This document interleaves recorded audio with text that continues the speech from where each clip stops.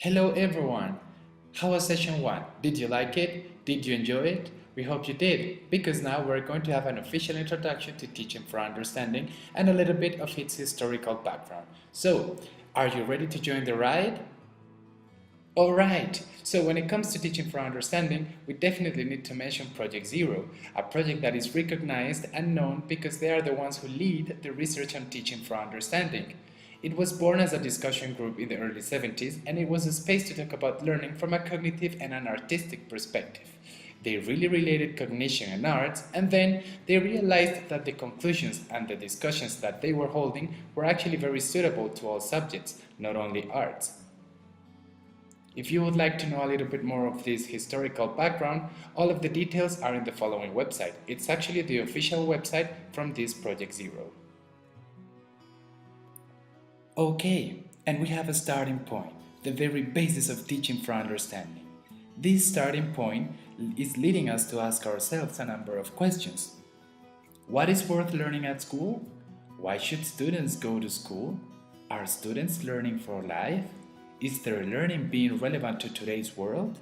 We definitely need honest answers for these questions. The paradigm that we need to leave behind is the one of banking education. We cannot continue teaching to transmit. Our students cannot continue learning only to memorize. That is very limited. We can teach to discover, to develop abilities, to survive in real life, to be better people, and also why not? We need to teach to be happy. Look at those faces. Do these students really seem to be happy when the teacher is just depositing information inside of him or her? Well, not really, right? And also that's very boring. This is why we need to reconsider our teaching and ask ourselves, how practical are loads of information in life outside the classroom? The answer to this question is going to lead us to the following reflection. We need information, we need knowledge, we need facts to be useful, relevant, and therefore practical, so that students can develop autonomous use upon it. And you know why? Because we are humans, and our human minds tend to store information when we actually feel the real need to do it. Otherwise, it just lives, it's soon forgotten. And you might be wondering how to avoid banking education then? Well, there are many ways to do it. Let's ask our students to do, to practice, to build skills, to be active, to train themselves, to try harder, to do a little more than what they can already do, and also to explore the world that is all around them. Now that we have reached this point, it is important to make a difference. For a number of years, we've been considering knowledge and understanding as interchangeable or very close concepts, and we need to set them apart. Knowledge is important. We're not going to say it is not. However, it's not everything, and in that sense, knowledge, information, facts can be conceived only as a key. And a key is not useful unless you have something to open, and that is understanding. All of the doors that you can open by entering the keys that you received or the keys that you are looking for. Now let's talk about autonomy, a key factor in teaching for understanding, and in order to do that, we would like to ask the following question. What kinds of autonomy could there be?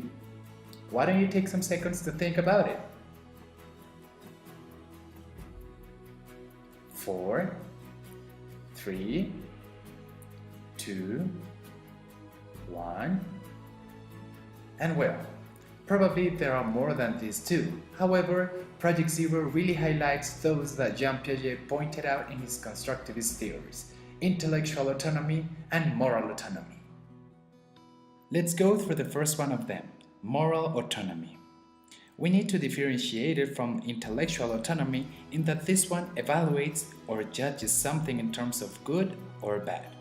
To avoid reinforcing heteronomy, this is the opposite of autonomy, we need to avoid punishment in our classrooms, depending on the case, because punishment is an external way to force students to be autonomous, and the idea is for them to grow such an autonomy from the inside, from their hearts, all by themselves.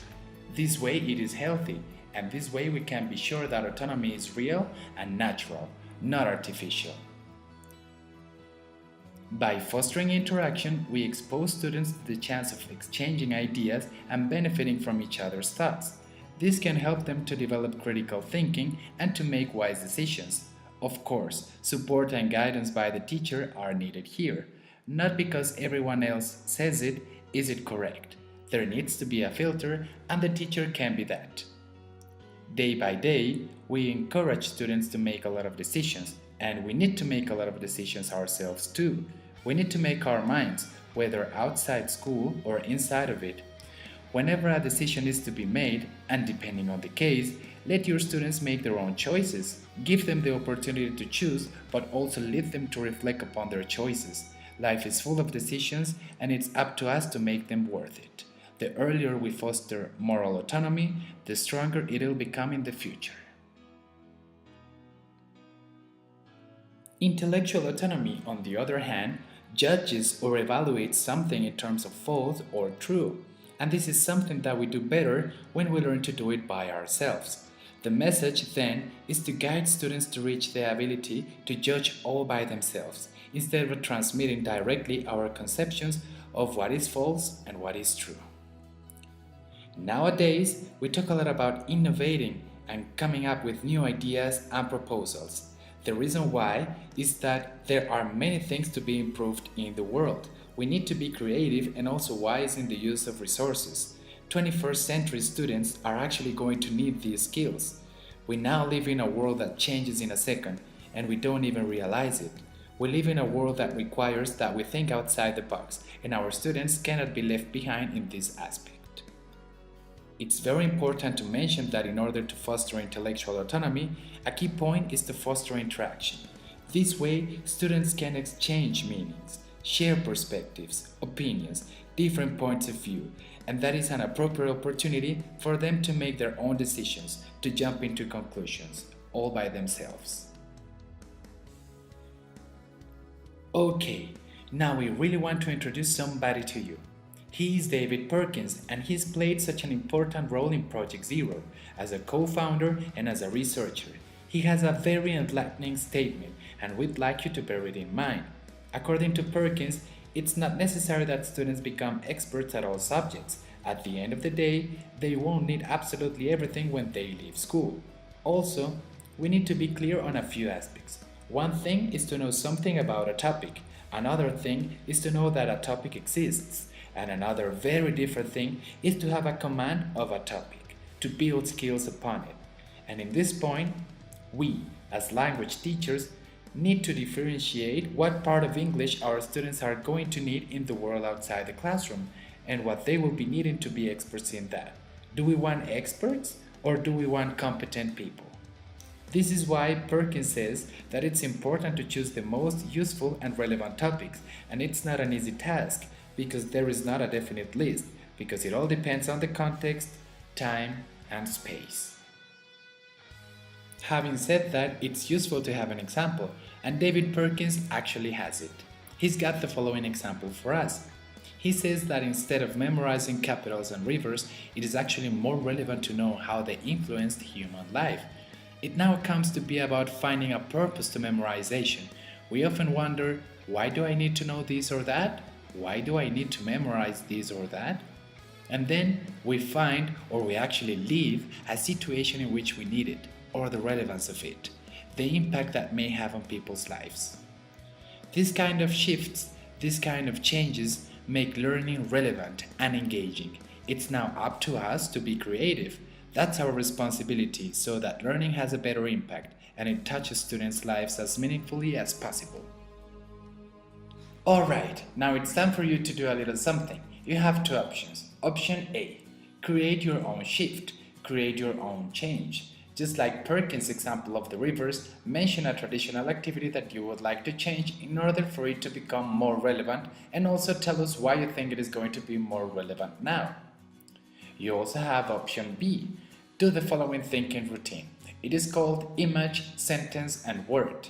You have to choose or share an image that best represents and that sums up the session that we just had, write a sentence that also sums it up, and finally choose a word, a meaningful word that can say everything and that is the most meaningful one about our session today. Don't forget to share your work by clicking on Add a New Discussion Topic, If you have the chance, go around and see what your beloved colleagues have contributed with, and let's keep the interaction going. Have a lovely rest of the week, and thank you so much for your participation.